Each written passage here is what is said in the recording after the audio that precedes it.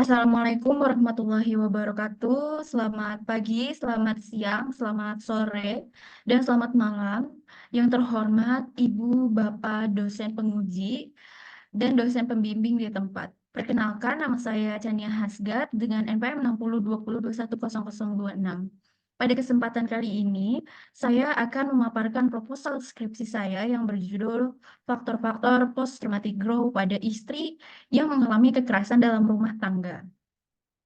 Kemudian di sini ada latar belakang. Pada latar belakang ini, peneliti akan menggunakan teori perkembangan yang dikemukakan oleh Harlock 2000 yang menyatakan bahwa periode pernikahan terjadi antara usia 18 hingga 40 tahun. Jika dilihat dari data Badan Pusat Statistik 2022, jika dilihat usia rata-rata menikah di Indonesia pada laki-laki yaitu berusia 22 hingga 24 tahun dan perempuan berada di usia 19 sampai 21 tahun.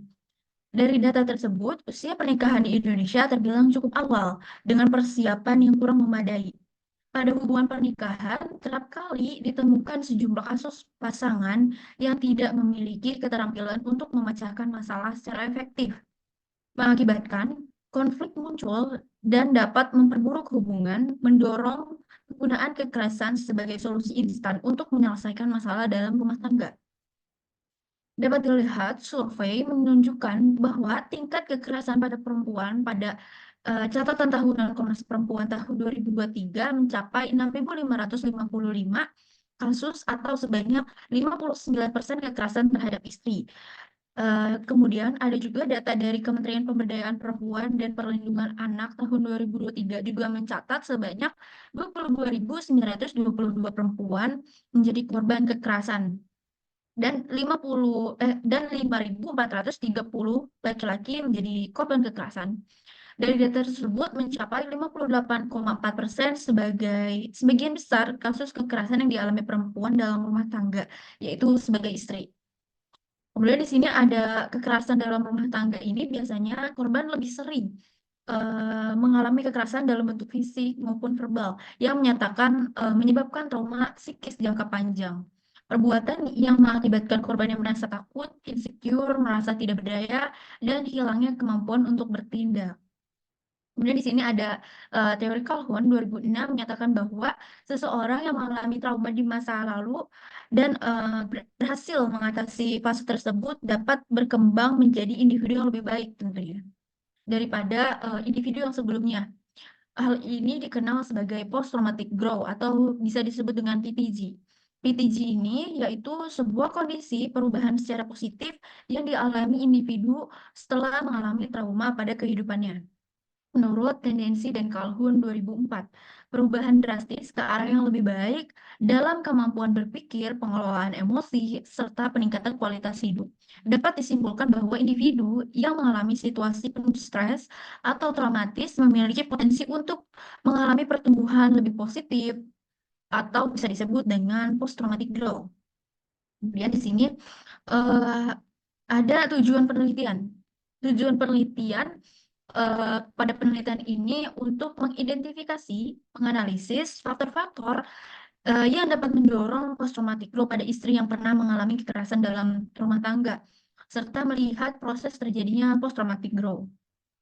Terus di sini juga ada pertanyaan penelitian. Pertanyaan penelitian ini bagaimana faktor-faktor yang dapat mendorong post-traumatic growth pada istri yang pernah mengalami kekerasan dalam rumah tangga. Kemudian di sini ada manfaat dibagi menjadi dua, teoritis dan praktis.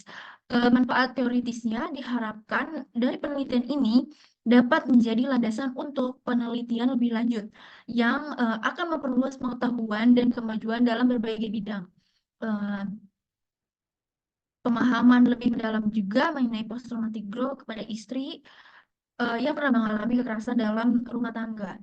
Kemudian ada manfaat praktisnya dibagi menjadi dua, yaitu bagi korban kekerasan dalam rumah tangga diharapkan dapat memberikan dorongan tambahan bagi mereka yang mencari bantuan dan ingin meraih pertolongan bagi istri yang pernah mengalami kekerasan rumah tangga. Bagi kalangan masyarakat diharapkan dapat menambah wawasan serta rasa empati, memberikan pemahaman secara signifikan Betapa pentingnya untuk menghargai satu sama lain, mengurangi stigma, menghindari diskriminasi, dan menghindari kekerasan pada fisik. Seperti masyarakat, sehingga masyarakat di sini dapat mengetahui apa sih faktor-faktor dan bagaimana sih proses post traumatic growth pada istri yang mengalami kekerasan dalam rumah tangga. Itu lagi, selanjutnya di sini ada tinjauan pustaka. Dalam tinjauan pustaka, peneliti menggunakan teori tendensi dan Calhoun 1996 yang menyatakan sesuatu suatu atau perihal psikologi seseorang ke arah yang lebih baik. Hal tersebut dikarenakan hasil dari usaha untuk menghasilkan trauma dari situasi yang sangat tidak menyenangkan dalam hidupnya. Hal ini menghasilkan peningkatan kepercayaan diri, membangun relasi yang baik pada orang lain, dan menghargai kehidupannya, dan membuka peluang untuk menemukan hal-hal baru yang mungkin belum pernah ada dan belum pernah terpikirkan oleh individu tersebut. Kemudian di sini ada dimensi-dimensi. Pada post-traumatic growth terdapat 5 dimensi berdasarkan teori tendensi dan Calhoun 1996, yaitu hubungan dengan orang lain, kemungkinan baru, kekuatan dalam diri, perubahan spiritual, penghargaan hidup yang terakhir. Kemudian di sini juga ada faktor-faktor yang mempengaruhinya, yaitu berupa harapan, usia, dan gender, spiritual, keyakinan, dukungan sosial, karakteristik kejadian, pengelolaan emosi, proses perkembangan kognitif yang terakhir. Kemudian di sini juga ada proses-proses post-traumatic growth. Pada proses post-traumatic growth dapat dilihat bahwa terdapat individu sebelum mengalami trauma disebut dengan pre-person trauma, person pre-trauma, hingga terjadinya peristiwa yang mengguncang hingga menyebabkan perubahan skema dalam hidupnya, dalam tujuan hidupnya, yang disebut seismic event. Secara alami, individu akan mengeluarkan emosi-emosi pada pemikiran yang negatif pada dirinya secara berulang-ulang dan berlebihan, yang menyebabkan tekanan disebut dengan intrusive rumination.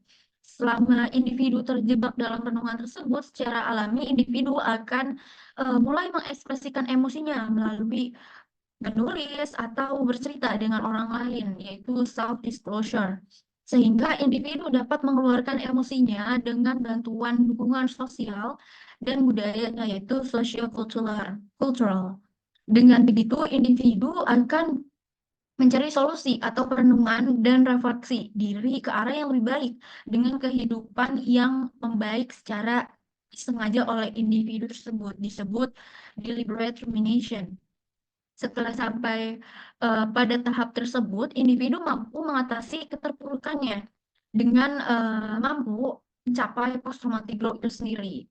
Kemudian di sini ada metode penelitian. Pada metode penelitian ini ada pendekatan penelitian. Peneliti ini menggunakan jenis penelitian kualitatif bertujuan untuk memahami fenomena, mencoba memperoleh gambaran atau deskripsi yang lebih mendalam, dan memandang peristiwa secara keseluruhan dengan menggunakan pendekatan fenomenologi yang diperoleh dari pemahaman tentang pemaknaan pengalaman hidup seseorang terhadap suatu konsep atau fenomena dengan alasan tertentu.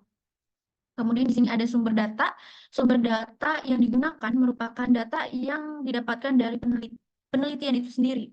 Dalam penelitian ini, sumber data diperoleh dari data primer, yaitu langsung melalui pengamatan dan wawancara, dan sumber-sumber data sekunder, yaitu dari pihak luar atau significant others, misalnya seperti teman, keluarga, atau tetangga, kerabat-kerabat terdekatnya. Dan di sini ada kualifikasinya. Kualifikasi penelitian ini merupakan seorang istri yang pernah mengalami kekerasan dalam rumah tangga atau KDRT yang dilakukan oleh suami terhadap istrinya. Kemudian di sini ada teknik penentuan. Teknik penentuannya ini pada penelitian ini menggunakan non-probability sampling. Dengan menggunakan teknik positive sampling di mana pengambilan sampel tidak dipilih secara acak, melainkan sampel akan dipilih dari populasi berdasarkan kriteria yang ditentukan oleh peneliti dan berdasarkan pertimbangan khusus dengan tujuan mendapatkan kriteria yang diinginkan dari suatu sampling tersebut. Peneliti mencari responden melalui media sosial seperti Instagram, serta dari lingkungan sekitarnya yang pernah mengalami kasus kekerasan dalam rumah tangga. Kemudian di sini juga masih metode penelitian untuk teknik pengambilan datanya ini, peneliti menggunakan metode wawancara semi terstruktur, di mana metode ini merupakan kombinasi antara wawancara terstruktur dengan tidak terstruktur. Hal ini hal ini membuat responden diberikan kesempatan untuk menjawab lebih leluasa tanpa adanya batasan-batasan tertentu. Teknik wawancara yang peneliti gunakan, ada penelitian ini merupakan wawancara mendalam atau in-depth interview berupa wawancara semi terstruktur dengan menggunakan dua jenis wawancara, yaitu online dan offline untuk memudahkan peneliti dan responden mendapatkan datanya. Kemudian ada instrumen pengumpulan data, ada dua, yaitu peneliti mengacu pada pedoman wawancara dan alat perekam sebagai pendukung proses pengumpulan datanya.